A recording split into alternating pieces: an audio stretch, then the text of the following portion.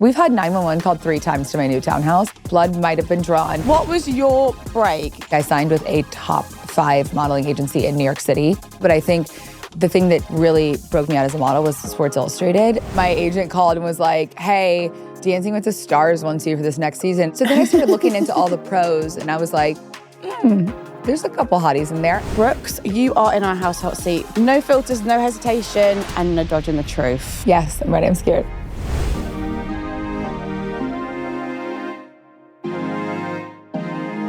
Welcome to Olivia's house. This is my exclusive club. The door remains open and no topic is too messy. We are coming to you from New York City, and in the chair today, I have a model, reality star, entrepreneur. It's none other than Brooks Nader. I am so happy to be here. I love your pod and I love Brooke, you. I am so happy that you agreed to come on. I've been watching you just blow up the last 2-3 years. Like you're everywhere. I feel like you're this girl on the internet that everyone's like, who is this girl? She's everywhere. And now we are knowing who you are for your show and getting to know you so well. Oh. It's just so nice to see what you've done. And we met at the other night at the Glamour Awards. Uh-huh. How did you find hosting the red carpet?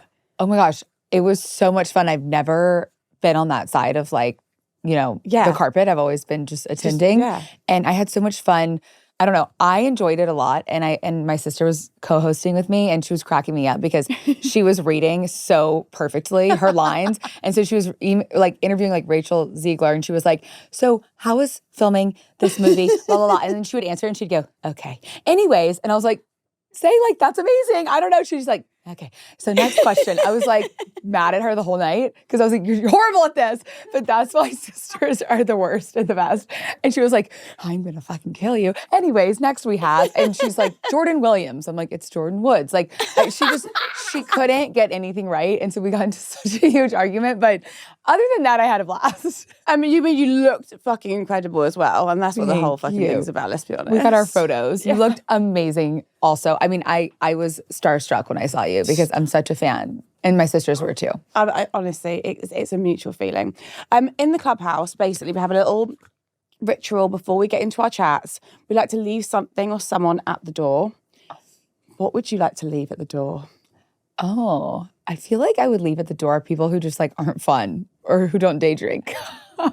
On that note, non-fun people can go. Should we cheers to our 1 p.m. martini? Yes! I love this. This is why this is the vibe. I'm meant to live in the UK. Well, that's nice. It's really good. That's really nice. Okay, yes. Oh, love it. I feel like, do people not get the memo? Having fun is back in fashion. It has to be back. And that night was actually so much fun. Samantha Berry did an amazing job. It was there was rapping, there was people freestyling, and then we were crying and laughing. And it was short and sweet and fun. I feel like my pet peeve is sitting through a 6-hour dinner situation and not having fun. And then I'm going to drink way too much. I'm going to be a problem when and I then get you up can't stand. I'm going to get up and make some career-ending conversations happen in that after party. I'm with you. I'll defend you. I'm right there with you. Brooks, you grew up in a very small town in Louisiana. Estimated population, I've got here, 800 odd people. Oh, is that true? I mean, okay, so this Maringouin it means mosquito in French because it's ridden with bugs. It's on a bayou. It's like a fake town. Did you ever see the Disney Princess movie? It's about Louisiana. It's kind of like that. We grew up there for the beginning part of our lives. Then we moved to the big city of Baton Rouge, which is the capital, 20 minutes away. And it's not a huge city. I mean, it's way bigger in population. But I think, when we were born in all the same house and we grew up just without technology and, with chickens and cows and in nature, I feel like I wouldn't have it any other way because I don't know, I just think it shaped us and it gave us an appreciation for, the things that we love now and also how I'm going to raise my kids. I mean, there's no way they're going to get away with not having iPads. I'm going to be fuck off and get on your iPad. But I would like to think that I'll throw them into nature. I don't know if I will though. Or if the nanny will, I don't know. But the nanny can be take them to go play outside. So you had a real childhood, an offline, outdoorsy. Mm-hmm. You're kind of coming from that, and your family was super religious, right? Very. Or is super religious. Yeah, my mom popped out 4 kids by the time she was 25, 26 years old. And, they did not drink alcohol. My dad worked in the church for a very big part of our lives. And so that was our whole life was Fellowship of Christian Athletes where he worked, and then going to church and Bible study and devotionals. So, there wasn't any alcohol, there wasn't any cursing. We couldn't even watch like PG shows, only G. I don't even know if you know those ratings, but It's like anyways. the real Really tail. like, yeah. I mean, we couldn't watch Barney at one point because they said the stew word, which was stupid. I was like, you guys are going to make us the biggest hoes on the planet by sheltering us. And just kidding. It backfired so hard.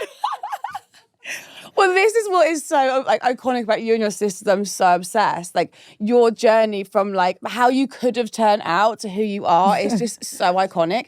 Did you know you had aspirations of moving out of that town and you wanted more for yourself? And did you ever like visualize the life you wanted? I say this all the time, but I really did. Like, I would love to say that it was just an accident and I fell into it because I'm so cute and I got scouted as a model. But I definitely, remember at an early age, like going to the grocery store. We did everything as a family. Like, if one sister had a doctor's appointment, we're all in the van. We're all at the doctor's appointment for 4 hours. Like, we didn't have childcare or any of that. So I feel like it bonded us in a crazy way. But also I feel like my mom will tell this story too. Like, I always found myself like getting in trouble for like ripping out pages at the grocery store of like, Paris Hilton or Britney Spears like in tabloids and like pinning them to my wall. And my mom would get so angry at me and be like, that's a life of sin. Like, that's not fulfilling. You don't want that. It's very empty and all these things. And I mean, sometimes I'm like, you were right. If I'm at like a really annoying event, it's like, this isn't worth it. But I was always, infatuated with like Hollywood and, red carpets and all those fun things. So I guess I manifested it from a young age because I wasn't around it in real life. I thought it was like a fairy tale land. Yeah. And you were like guarded from pop culture by your parents. So it's not like you were consuming loads of it, but you knew there was a life. You were like, that's a bit of me, that. She's like, that's going to work for me. Totally. And my mom was like, where are you coming up with this stuff? Like, like moving to LA or moving to New York, like who's putting these ideas in your head? And obviously she's evolved. You're like me. I'm like my own self woman. A lot of people have dreams, okay? But she grew up in an amazing household. Her parents were incredible, but she grew up with 4 brothers, and like the girl had girl roles and the brothers had boy roles. And like the brothers like were allowed to, pursue trying to be a doctor. She wanted to at one point, and it was like, no, that's a boy job. Like, you need to be a nurse. So like she grew up under, that notion of like women should be wives and stay at home and raise children. And I'm so glad she did that because, it shaped all of us and kept us grounded. But also, somebody has to like break the glass ceiling and break the mold and, show people that you can still survive if you don't have a man or if you're divorced or whatever, just like you, boss woman. We get it. You get it. And you and your sisters have smashed through that glass ceiling well and truly. Trying. What was your break getting casted to model or scouted? I think that even whenever I feel like people think that whenever they like get a modeling contract, the world changes and you're instantly famous and instantly, successful and rich and whatever. And it wasn't the case at all. Like, I signed with a top 5 modeling agency in New York City, and I thought that my world would change. And no, you actually have to go into the agency, beg them for the jobs, give them the ideas, maybe even pitch the client, and then just bring it to them. And there was a lot of hustle that went on with that, and a big climb into like what broke me out. But I think the thing that really broke me out as a model was Sports Illustrated because there's such a big audience and it's such an iconic magazine. And so I feel like once I finally got that, which didn't come easy, didn't come through my agency. It was an open casting. You have to basically take yourself to the Sports Illustrated casting. Yeah, and they do an open casting, which I think is so brilliant. Yeah. It's like anybody can audition.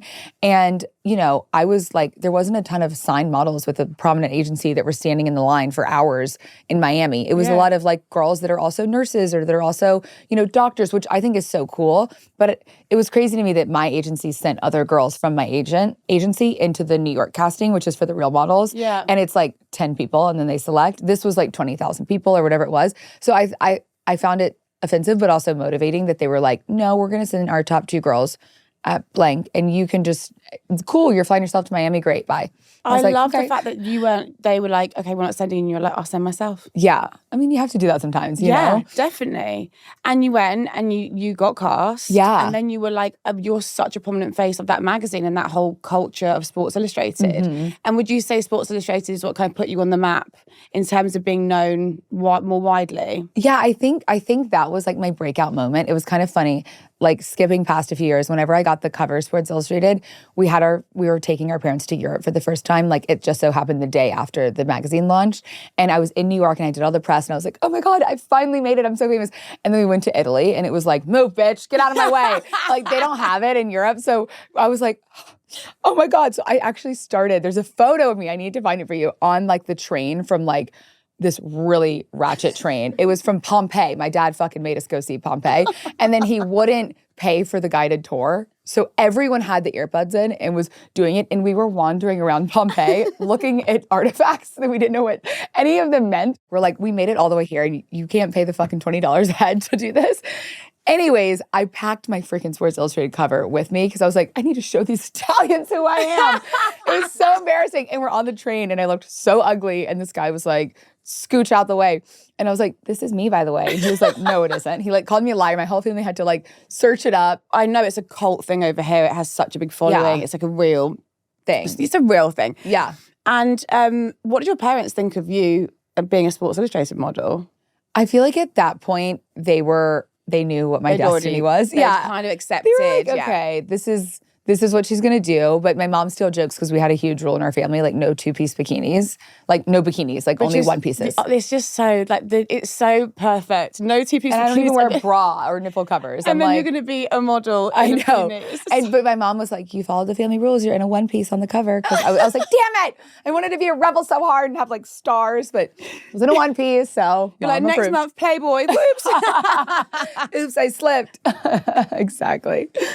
Something you've also spoken about openly recently is that you were married young. Mm-hmm. Yeah. Were you 19? Is that right? I was 19 when I met him. 19 when you met him. I think I got engaged at like 20 or 21. I was married. I was like legal drinking age at my wedding, 21. He was like 12 years older than I was. And how did you meet him and become? I met him actually, oddly enough. I was at Tulane. I was in college, and I made a best girlfriend who was from New York. Mm-hmm. And I knew my parents wouldn't pay for me to get to New York, so I found a job. I found a place to live. I like worked up the money with babysitting in my college town to like book a flight. And I was like, "Hey guys, I'm not asking for permission. I'm just telling you because I'm over 18. I booked a flight. I'm going to New York for the summer, living with my friend. It's going to be free." They were like, "Good luck, bye." So I think we Googled like. My girlfriend Googled, like, where do the hot, rich finance guys go in New York? Even though she was from New York, because we hadn't, like, gone out. We were 18 or 19. So it was this bar, Mr. Purple, this rooftop bar. So we went, and the way that him and I met was I had a fake ID, and I got rejected. And they were like, get out of here. And he was leaving. And then, like, locked eyes and whatever. And then, I mean, it didn't work out. But, like, it's not, like, a cute story. That was your meet cute. And you got married quite quickly. Yeah. And then the relationship fell apart. Yeah. And you were ready for something else. Exactly. I think I've heard you tell the story about you just kind of upped and left to go on a modelling job. And when I pieced out on it? Yeah. I know. It's so bad. I feel so bad talking about it. Why do I think it's so iconic? I love women in men's spaces because normally it's the man just going bye. I know. I know. It was really bad. Like my parents are like, you fucking bitch. They loved it, but I knew that they were coming into town and they were all close. And I was like, I'm gonna let them take this one. And I was like, I have a job in LA. I did the deed and then I pieced. And they were like, so do we go to the apartment and say bye? It's been 10 years with them. And I was like, yeah, I think you do. So they did. And I came back and, he was gone. And I guess divorce for them as well must be like... It was awful. For them to get their head around. They were literally like bawling their eyes out. No, that's awful. My mom is so dramatic though. She's like, 2 things I wouldn't wish on my worst enemy is my dad's death croak and your husband on the floor crying and whenever you left. And I was like, that's pretty dramatic, Mom. Like your dad's death croak. I was like, leave that out of this, please, God. I can't. Why are you absolutely so dramatic? It's like the accent was so perfect. Piper, no. I was like, Mom, relax. No. She's so Southern. Oh my God, it's so brilliant. Hi, Melody. Hi, Mrs. Winchester. This episode is brought to you by The Housemaid. Okay, you have to go cinema to watch the must-see film this Christmas, The Housemaid. It's based on Frida McFadden's sensational worldwide bestseller of a book, and it has an amazing cast led by big screen stars Sydney Sweeney and Amanda Seyfried. The film's all about secrets that lie behind closed doors, taking you on a wild ride. So why do you want this job? I just really enjoy being a housemaid. For the right families, of course. You know this is a live-in position, right? The story is full of twists and turns and keeps you right on the edge of your seat. Hello? Millie's gonna be living with us? She's gonna live with us. Andrew, I told you that. She'd be part of the family. You don't know what's going to happen next, but no spoilers. You just got to go and see what happens for yourself. The Housemaid is in cinemas everywhere on Boxing Day with previews from the 22nd of December, so do not miss it.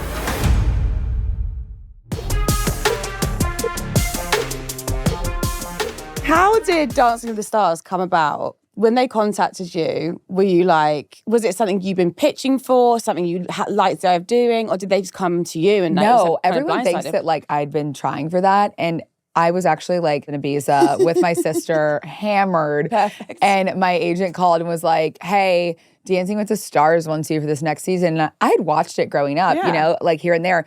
And I was like, oh, really? I mean, what? So then I started looking into all the pros, and I was like, there's a couple hotties in there. And then I had this like fantasy of like, because I took ballet and dance growing up. So I was like, the dance teacher fucks you. That could be kind of hot. And so I was like, you know what? I'm going to do it. So I was like with my sister, and she was like, just do it. Fuck it. Whatever. So and I was the next like, day, like, I just signed up to. I didn't know the commitment it was. And I'm so happy I said yes, and that they caught me in that moment, because I was like, yeah, let's do it. And it was such an amazing experience. Like, I think if anyone has the opportunity to do it or gets asked, they should do it. And you enjoyed learning to dance? I loved it. It was so much fun. It's really intense. It's so intense. I have so much respect for everyone right now. Like, this is when it gets really hard and your body starts to like give out, because you're doing it 7 days a week for 8-9 hours. It's a full-time thing. And then you went on to date your partner. Gleb. It's Gleb, right? I think so. From what he's told me. Right, so I don't want to hammer this too much, but we know it fell apart. How did you find out that he cheated on you? Through his phone. Had a little look? I had a little peek, yeah. Had my sisters have a peek, had everyone do a breeze through. I don't want to get sued again. Okay. Just kidding. And you were like, you're a fucking arsehole. Yeah, I just called him right out, and, you know, of course, I mean, he was like, I would never. I didn't do that. But yeah, the receipts, we keep them. And one of the first, this is like, honestly, so I love a petty queen, because I'm a petty bitch. Like, you know when someone says like, they go low, you go high. I'm like, no, I go to drag them to hell. I love that. I love that. I'll go down in the dirt with you. Oh, fuck this bullshit going high. You're like me. We take our earrings out and we're like, I'll fucking pummel that bitch. You like, have I am to. just like that. You have to. And I remember when I first like becoming aware of you, it was when it was post the breakup, and you like would get stopped like by paparazzi and they'd ask you about him, and you just give like a little catty like, I don't know. had to reply. Maybe he's like getting the bus or something. And I was like, this girl is a fucking icon, because also so many people in our industry too scared to ever say anything about anyone. Like, I know. And then people are like, oh, she's so bitter for saying that. You got fucking cheated on. Right. Let her say what she fucking wants. Yeah. And also, like you said, like everyone is like, oh, we're still talking about this, still bitter. Meanwhile, this fucking guy is like in his 40s, and he was on Instagram Live a couple nights ago. Someone sent me like ranting about me and like my whole family. And he's like, but I don't care. And someone's like, you don't care, but you're on Instagram Live 12 months later, like bitching about it. So we can go tit for tat on the pettiness. You know what I mean? And that's why I think we had good chemistry, is because we're both so fucking petty.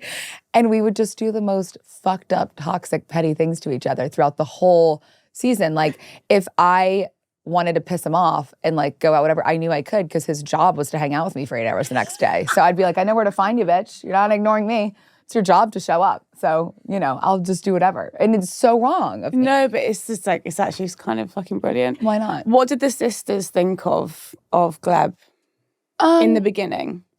I think they were like, I felt like I was like a zoo animal to them in the beginning, because they were all just like, and I was being so cringy and making out with them, whatever. And they were just like, wow, okay, what is going on? We have no idea what to think about you right now. And then, of course, as things come out, they get, I mean, they're vocal no matter what. Like, my youngest sister, Sarah Jane, who's with me all the time, she was like living with me in LA during Dancing with the Stars. Okay. So she was there all the time. Yeah. So she would get into it with him. They would get into fights. And like, you know, just no one's safe and everyone's at the mercy of the girls. And so But sometimes I feel like, even though like we're all within 5 years, I'm like a divorced mom with 3 kids. And I'm like, stop fighting with all my boyfriends. I like this one. And they're like, he fucking pissed me off. So, you know, we're working on all of that. But they liked him until they didn't, you know? Yeah, that's fair. I have a sister, just one. There's something about having a sister, the way they humble you. Yeah. There's nothing else on this planet like it. Totally. Like my mum used to cry because when we used to fight, she used to say, I used to think one of you would kill each other. Like we'd literally like roll around on the floor, like pulling chunks of hair. I love that. Of course. We still do it. Oh my God, as adults. We've had 911 called 3 times to my new townhouse.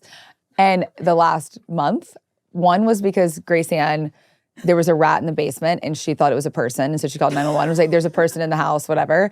And then she sat the alarm off with her hair straightener. And then the other one, we got into an explosive fight a few weeks ago.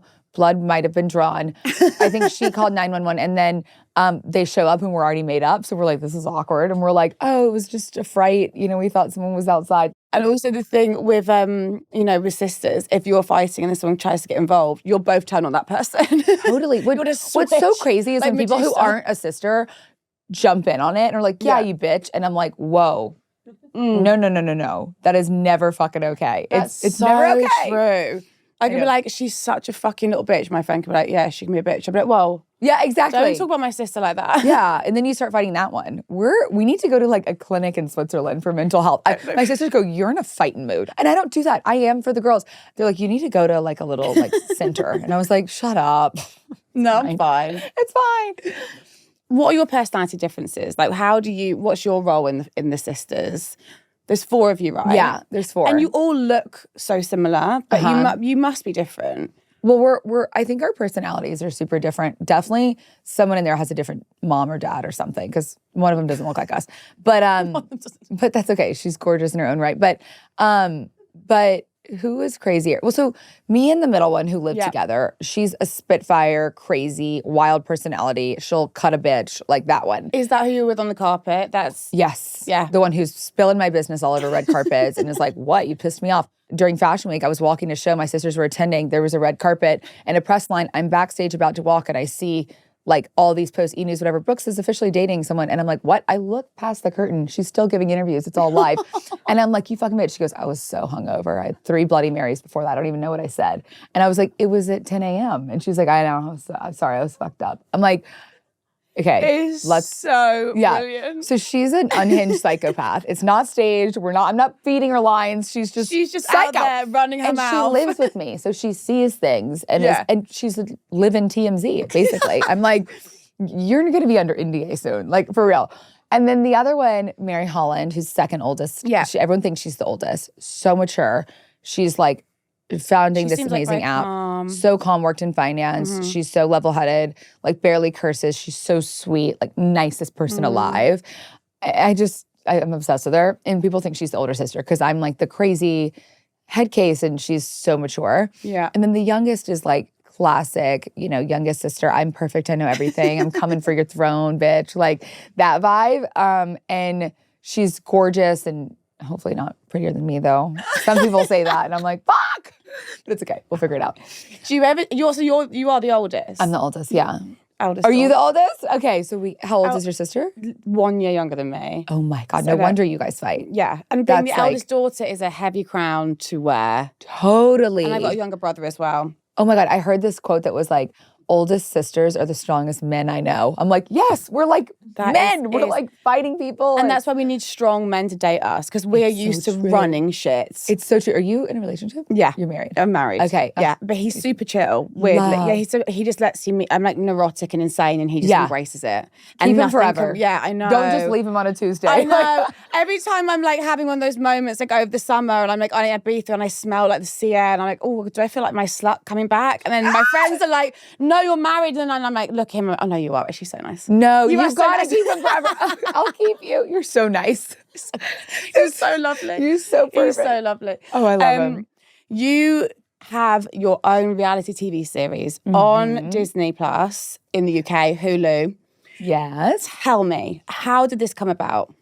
So it came about weirdly, organically. I know we're so thirsty and, you know, for attention. Also, I like the fact that you go after what you want. A lot of my Yeah. TV shows that I have in the UK, I've gone into ITV and been like, I think you should give me this TV show. And then that's how you get it. And they're like, no. And then I go back like a month later and I'm like, I think this is a really good idea and I think I could host this. And they go, let us think about it. I just keep going. And that sometimes you just have to go for what you want. I love that. That's so older sister And of also, you. and don't be ashamed of it. Yeah. Be ashamed of sitting on your ass and moaning that you haven't got what you want. Totally. There's so many of those that are like, many. Why not she me? just got it handed to her. No one gets anything handed to them. No. There's a whole thing.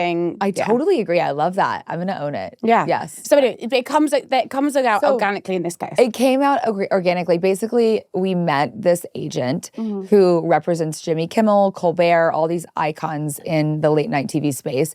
And, he hasn't made because he's been with those guys from the start. So he's crushes it. His name's Baby Doll. He goes by Baby Doll. He's like hilarious Italian guy, chain smokes cigarettes. Like at the Oscars when Jimmy was hosting was like, I don't give a fuck, I'm smoking in here. And I was like, the security is like, no, he's like, my guy's hosting. No, I'm smoking. Like he doesn't care. And he's like unapologetically himself. He's an amazing agent. And I met his son-in-law randomly and he was like, oh my God, you got to meet Baby Doll. Like he would love you. You have sisters. Y'all are so entertaining. Why don't you guys have a show? We were just modeling at that point. Yeah. We're like, okay, Baby Doll, let's go. So we meet Baby Doll and he was like, oh my God, this is a show right here. This was, by the way, like 3 years ago. Yeah. People think this all came about like after Dance with Stars. 3 years ago, pitches it to Hulu. We film a pilot and they, it didn't air. They held it and they wouldn't let it go. They're like, we love this story. We love this family. We believe in it. And the story in due time, this will get greenlit. And so they were hanging on to that. I did Dance with the Stars. They greenlit us. We filmed really shortly after that. And then there was only like a month in between when we wrapped filming and when it released. So like all the drama when it aired was still really relevant and fresh. So that's so good. And so that's how it came about. And obviously like twist my arm. They were like, do you really want to do this? I'm like, yeah. Okay, I'm going to sedate my whole family, make them sign the papers. I'm just kidding. No, they were all game. Yeah, mom and dad, here's some chloroform. I'm just kidding. No, they were game. My parents were like, but whatever y'all want. Yeah, coming from your like upbringing, your childhood, and the fact that now they're like just here, like they're so down for it and they're so chill. And I've seen them on the show and they so supportive of you guys and obviously they think you're crazy. They think I'm crazy. My favorite thing is when your sister slaps you in that church. Psycho behavior. That was in Louisiana at our home and church. your mum was like, what did you just Horrified. She was so heartbroken because she's like, this is my church. I grew up in it. Like, y'all grew up in it. They think we're so crazy already and you have to fucking slap her. It was like, she didn't say that word. She would never. But anyways, yeah. It was just the way you went. It felt amazing though. It was like. You needed it. Yeah, it was amazing. What has it been like working with the family though? Honestly, it's amazing. Yeah. I feel like, it forces us to like make up quickly. If we're in a fight, it can't drag out. Like we have to work together and be professional. And also my parents love it because they live in Louisiana. They still both work. My mom is like at a little Christian school. She's like the school nurse for like little 2 to 6 year olds at like this Christian school every day. And then my dad, still works 9 to 5 in Louisiana. So we've begged them forever, like, come on, move up. And they still have to work to support themselves and everything. So they love it because, they get their flights booked by Hulu and everything, and they get to come out to New York and spend more time with us. So they're like, the more time we get to spend with you guys, the better, you know? That's really nice. It's special. And the sisters are all living in your townhouse in New York City. Together. So how is it? It's so crazy. I want to burn it down sometimes. I'm like, with them in it. No, I'm just kidding. No, we love them. Get that insurance money, girl. Totally. I don't have life insurance on them yet. No, I'm just kidding. Yes, you need to get them all done. And then just have a massive payday. Literally, that would... All right, season 2. No, season. It'd be a crazy... What? It's Brooks Rebuilds. Brooks Rebuilds. Casting for new sisters. I'm just kidding. Hi. I'm available. They take the UK. No, I couldn't do anything without them. It's the best because, you don't have time if you're dealing with like a relationship drama or whatever. You don't have time or the space to be like bed rotting and sad about it. They're like, get up, bitch. Like, we're getting over this today. And it's just accountability. And like, it's really just like living in a sorority house. Yeah. It's fun 24/7. I filmed a reality TV show, so I know how it goes. It's a lot of cameras, a lot of producers. How do you find the intensity of it? And the kind of like your privacy is gone. Oh, totally. They are they're in your house, in your shit. It's totally How do you gone. cope with the cameras being around so often? I feel like it honestly, after like the first couple of days, it became like second nature to us. We were just like, this is what it is. And they're so good at what they do, our crew. Like, we barely knew they were there. And even people who have been on other reality shows that filmed with us were like, damn, this is a good crew you got. Like, we didn't even realize they were there. And it's like 30 people. And like, how do you not realize, because they were just But they just kind of sat hand back and let you do your thing and they just roll. It wasn't like scripted. It wasn't produced, like overly produced, it was Yeah, they have to like build the episodes, but I think you can, when you watch it, you can see, we know when things are scripted, do you know what I mean? It's like, and you guys have all that natural chemistry that you can't produce anyway. Yeah, exactly. And they were just kind of like, Jesus, like, when we think it's going one direction, it like flip-flops, goes the other direction. Like, we're just here for it. Because like, so many things changed. And, like, for instance, the cheating thing in the phone, like, we didn't expect any of that to happen. And they weren't like, go through his phone. It just happened that way. So it was just so many things changed and they're able to just like pick it up, What do you make or feel about the Kardashian comparison?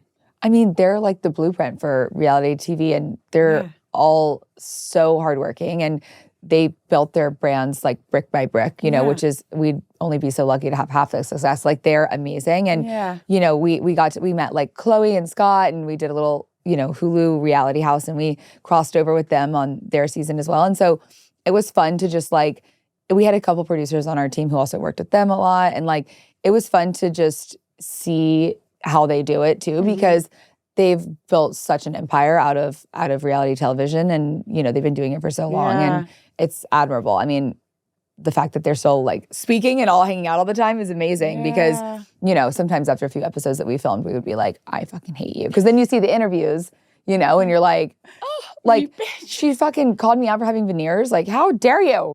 I told you that in fucking confidence.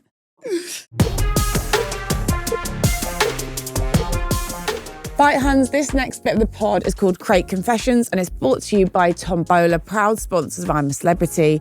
In true I'm a Celeb style, I've got to stick my hands inside this crate and guess what's inside. And apparently answer a juicy question. So wish me luck.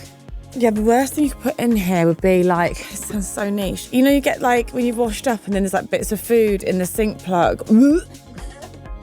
And you have to pick them out. I don't know what it is about like the tiny bits of food in the sink plugs. They send me under. You just pick out some bits. Oh.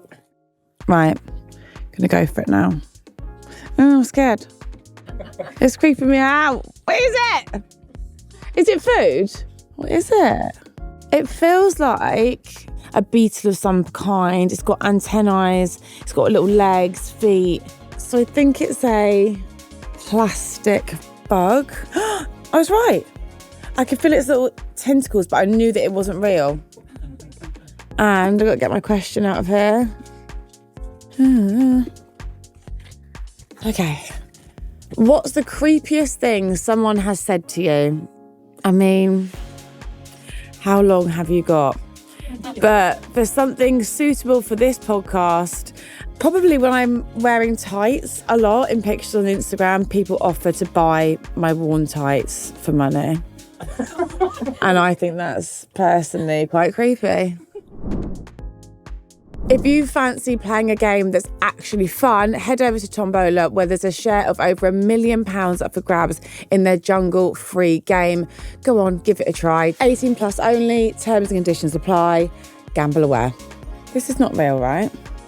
Or was it alive once? No. It's very like lifelike though, the detail. Is single era. And thriving. Loving it. You were on Late with Andy Cohen. Yes. And you said you were like, well, boys talk to two girls at once. I they always do. Iconic. Or four. I feel like, first of all, guys do it with multiple women at once. And even like being single and having a single sister, Sarah Jane, we've noticed how shameless guys are that they'll go for two fucking sisters. So you're dating? Yeah, I'm dating. Yeah. What's a dating scene in New York like? I'm not like actively dating or like taking people up on dates at all. I have like a little bench that I build, like a roster. And nice. We love a stocked bench. Yeah, and I replace some sometimes and whatever, but I don't even have time to really like see all of them all the time because they're all over the place. There's not that many. I'm acting like I'm fucking like 10 guys. Like, there's like a couple. There's like two. I've got a guy in Milan. I've got a guy in every city. I'm in your city. I have done that recently. But I feel like, you know, in New York, I don't know. I feel like maybe I should move to the UK for dating. I don't know. You disagree. She doesn't want me to, you're like the 5th British person who's like, don't move. It's not fun. We're just having a time. I feel like the whole world's having a time right now. Like, it's just a bit of a mess over there. It's a bit dangerous, a bit mucky. The weather's shit. But the guys are hot though. The accents are hot. The guys, and they have the good chat. They have the good banter. I feel like I'm very like patriotic and proud to be a Londoner. So I believe it's gonna be great again. I'm gonna call you up and like, Brooks, this time. Yes. Like, move. It's gonna be amazing. Let's get you a townhouse in Bulgaria. In Belgravia. You could move there too. Yeah. And it will be amazing. I love that. Okay, right. Let's do a little game. Okay. And then I know I've got to lose you. I don't want you to go. I know. I don't want to leave your sight. And I want to stay together, safety together. I know. Holding hands in a just corner. like shaking. A dark corner drinking Coronas. I love you. I'm taking one for the road. Yeah, you definitely should. Okay. This is the house hot seat. Okay.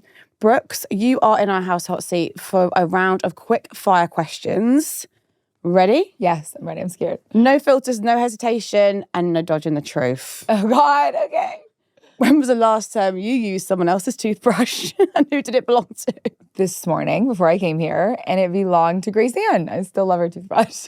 So for context, guys, if you haven't watched the show, which you need to, Brooks is outed for being a toothbrush stealer. Good dental hygiene. I promise it's just some other people's toothbrushes. So, when did you start doing that? When I got divorced. I used his toothbrush all the time, so he didn't leave it when he pieced. The last screenshot you sent to your sisters, and why?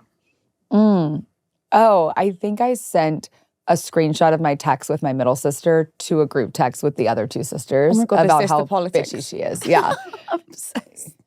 Which of your sisters would win in a full-blown fight? Me. Hands down. 100% me. You just clean the floor with them. I would wipe the floor with their fucking ass. All of them.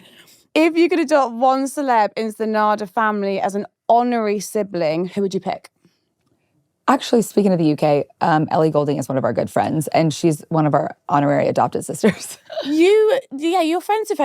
I saw you together. How did you meet Ellie and become friends? I met her like 2 summers ago through a mutual friend, and we just like instantly hit it off. Like we were like, she's so us. She loves to party. She's just fun, talented, amazing, hot, sexy, all of it. I'm going to be so real with you. When we're sitting here and you said, speaking of the UK, I thought you were going to say me.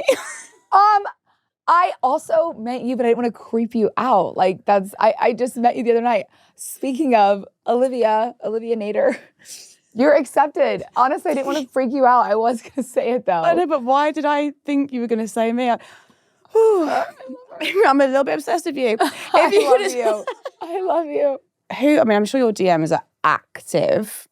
Who would you love to have a DM from? I don't know. I feel like the ones I wanted have DM'd me before. Fucking icon. Honestly, I don't know. I really don't. Like, I don't. Give me a girl then. Okay, a girl.